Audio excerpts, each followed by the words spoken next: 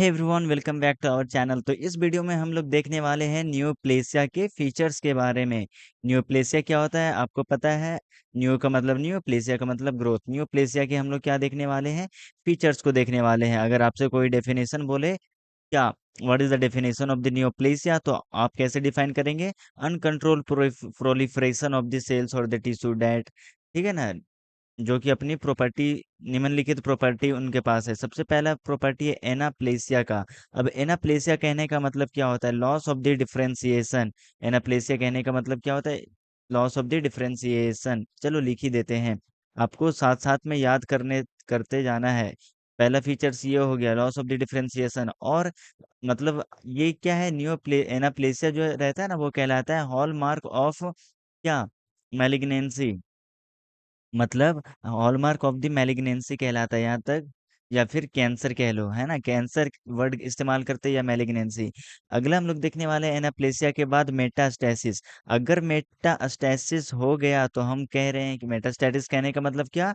एक जगह से दूसरे जगह तक फैलने लगा। ब्रेस्ट में कैंसर हुआ, यूट्रस तक चला गया, फैल गया। या फिर ब्रेस्ट में कैंसर हुआ या सिलोम में कैंसर हुआ, कहीं और चला गया। या फिर समझ में आ रहा है, प्रोस्टेट कैंसर हुआ और फिर वो क्या चला गया, जो आपका बोन था वहां चला गया। इस तरीके से भी कैंसर बहुत तरीके से फैल सकते हैं, हम लोग अगले वीडियो में कभी देखेंगे। तो मेटास्टेसिस अगर हो गया है तो मतलब मोस्ट रिलायबल साइन है कि कैंसर हो गया है। तो क्वेश्चन देखिए, ऑब्जेक्टिव क्वेश्चन इसी तरीके से आएंगे, which of the following is the most reliable sign of cancer. Cancer का मोस्ट रिलायबल साइन क्या है? मेटास्टेसिस है। ठीक है। और फिर उसके बाद लोकल इन्वेजन हो रहा है। लोकल इन्वेजन कहने का मतलब क्या?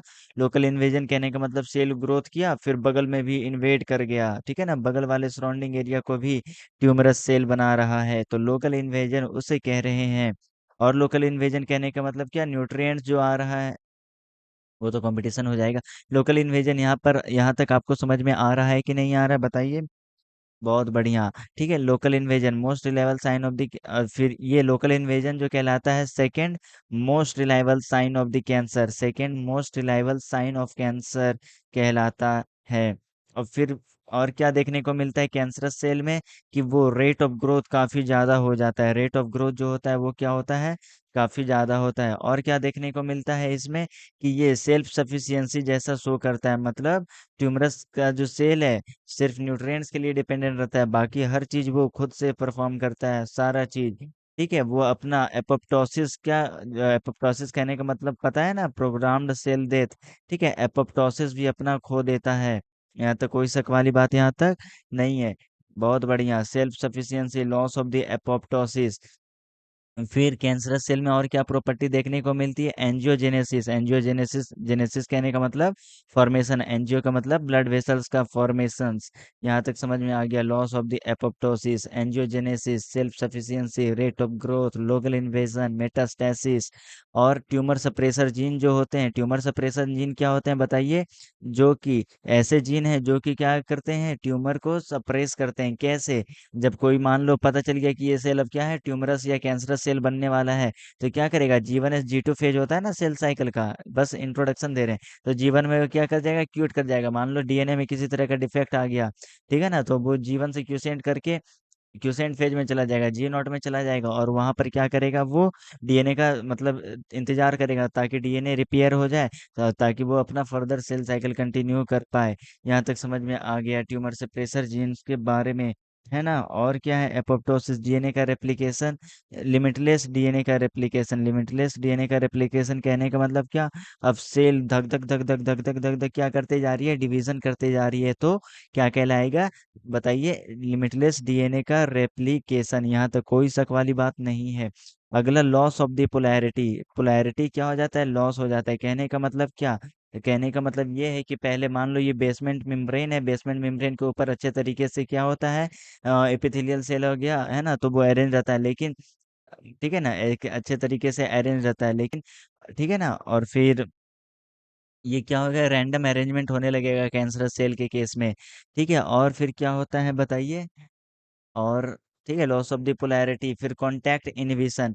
अब नॉर्मल सेल क्या होते हैं वो समझने की कोशिश करते हैं। नॉर्मल सेल जो होता है आपका क्या है, एक सेल ग्रोथ किया, बगल वाले सेल से अगर टच में आ गया, ग्रोथ कर रहा है, ग्रोथ कर रहा है, तो ये क्या है, एक इसको स्टिमुलस मिलता है कि कॉन्टैक्ट इनहिबिशन, मतलब तुम ज्यादा ग्रोथ कर रहे हो, अब रुक जाओ, है ना, कॉन्टैक्ट इनहिबिशन, ये सारे फीचर्स। और सोचो क्या क्या फीचर्स हो सकते हैं न्यूरोप्लेसिया के। सोचो, जितना ज्यादा सोचोगे, जितना ज्यादा, अब देखो मैं क्या कर रहा हूँ, आपको इमेजिन करते जाना है, क्या करते जाना है, इमेजिन। अब जैसे फोकस किया, ठीक है, अब क्या है, कैंसरस सेल के बारे में हम लोगों ने बोला, मैलिग्नेंसी के बारे में बोला, तो फोकस किया, उसको देखो कि कैंसरस सेल किस तरीके से दिख रहा है कि नहीं, कैंसरस सेल है।